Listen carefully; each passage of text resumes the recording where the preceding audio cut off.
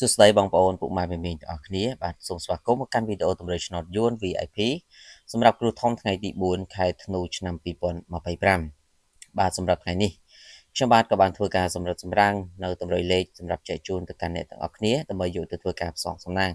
អញ្ចឹងសូមកុំភ្លេចបាទជួយចុច follow page ចុច like ចុច share ទាំងអស់គ្នាដើម្បីបងប្អូនថ្មីៗបានទទួលនៅវីដេអូនេះទាំងអស់គ្នាផងដែរអញ្ចឹងសម្រាប់ឆ្នោតយួនបាទម៉ោង4អធិស្ឋានសម្រាប់ថ្ងៃទី4ខែ12ឆ្នាំ2025បាទសម្រាប់ម៉ោង1កន្លះបាទបងប្អូនបាទសម្រាប់ម៉ោង1កន្លះនេះខ្ទង់អូសគឺយើងអូសខ្ទង់5និងសូមធ្វើការអូសខ្ទង់7សម្រាប់ខ្ទង់5គឺយើងធ្វើការបុក54 56លេង ABCD ហើយចំណែកខ្ទង់7វិញសូមធ្វើការបុក78 79សម្រាប់បងប្អូនអ្នកដែលចង់បានលេខល្អលេខ VIP បាទសម្រាប់ម៉ោង4កន្លះឆ្នោតយួនចាស់គឺខ្ញុំមានលេខល្អដើម្បីចែកជូនអ្នកទាំងអស់គ្នាអាចធ្វើការឆាតចូល page ឬក៏ឆាតចូលប្រអប់សារដើម្បីយកលេខទៅលេខបានហើយសេវាត្រឹមតែ50000រៀលទេ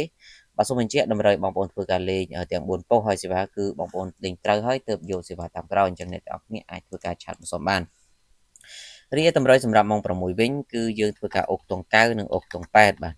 បាទចំពោះខ្ទង់9គឺយើងធ្វើការបុក94 95រីឯខ្ទង់8វិញគឺសូមអ្នកទាំងអស់គ្នាលេង81 82